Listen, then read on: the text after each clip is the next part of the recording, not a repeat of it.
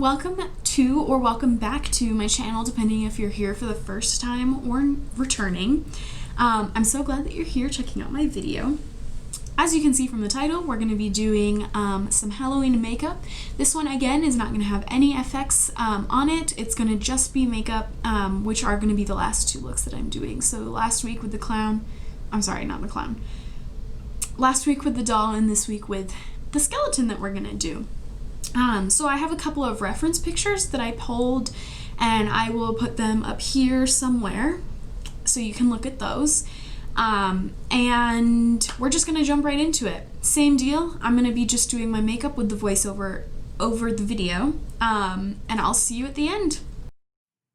So what I'm doing here is I'm drawing with white eyeliner down my face where I want the drips to be, and then I just fill in everywhere that I wanted them to be, hanging down like skin-ish. I left that skin colored and filled the rest in white for the skeleton bone look. And then after that I went in and I just start to fill in with black everywhere. That's going to be like teeth, the eye socket, and then the hollow of the cheekbone. I also filled in like a little area on my nose. I made just basically like two little triangles on each side to make it look as if there was, like hollow there, kind of the way that like your nose disappears when you're a skeleton, not to make it morbid. And I also, for the teeth, just made little tooth outlines, so I kind of just made like almost triangles but a little bit more round at the bottom to make those teeth imprints, and just followed along. I drew extra lines across my mouth, like from the corners also, to make that look a little bit whiter. So that's how I did that. I was also kind of a dummy head and didn't film the actual side that I was working on, so I deeply apologize for that. I totally had a dumb brain moment. But anyway, I kind of just drew like a C along the outline of that side of my face, like just peeking out from the edge of my cheekbone.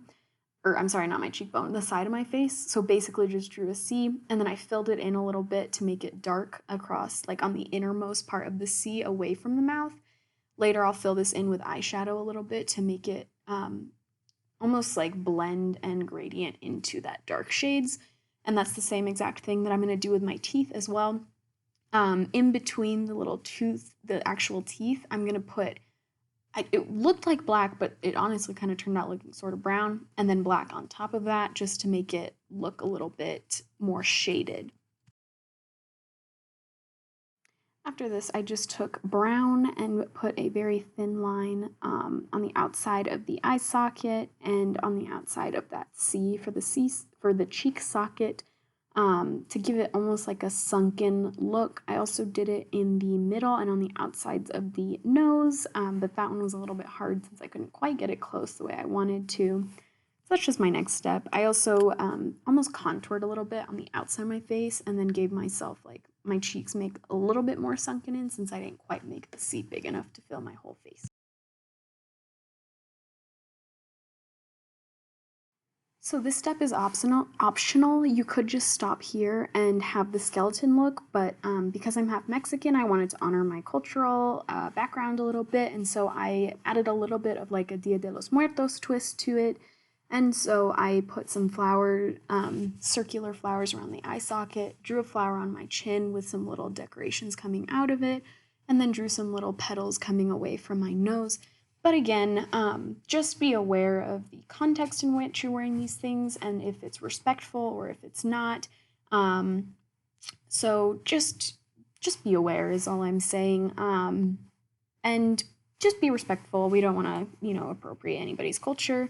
And I don't want to offend anyone by doing this look, so I felt like I should explain that I have grown up with this a little bit and grown up with this culture, and I am half Mexican, and so I was taught these things and experienced these things firsthand as a child growing up, even if it was in a little bit of a different way because I didn't necessarily grow up in Mexico. And this is our very final step. After this, all I did was apply face makeup as usual on the areas that were dripping down, meant to be the skin. I applied a yellow eyeshadow with a little bit of an orangey, shimmery eyeshadow on top on just the lid.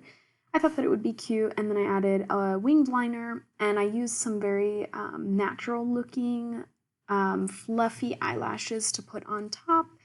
I did my bronzer and my highlight, and those are all things that are basic makeup looks, so I'm not going to exactly go over them in this, but just figured I'd tell you what I did. Okay, and this is the final look.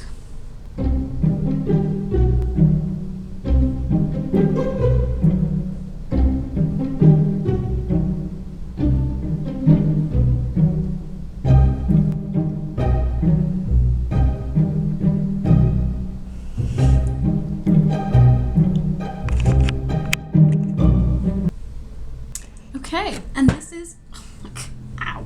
Okay, well thank you guys so much for watching. This is the completed look. Yeah, I hope you like it. I decided to put a little bit of like a Dia De Los Muertos twist on it just because I have Latina in me, and so I wanted to incorporate that a little bit into this look as an honor to my heritage and to my Mexican half. Okay, well thank you so much again for watching. I hope you enjoyed this look, and I hope maybe this is something that you'll try and do yourself. You can always take out the parts that are Dia de los Muertos and just do the skeleton if you want to, or if you are also Latina, or if you're going to something that is honoring the dead, then you can go ahead and do this look too if you would like. Anyway, so I hope that you enjoyed this look. I hope this is something that you might be interested in recreating or redoing, and I will see you guys hopefully in my next video. Thanks so much for watching. Bye!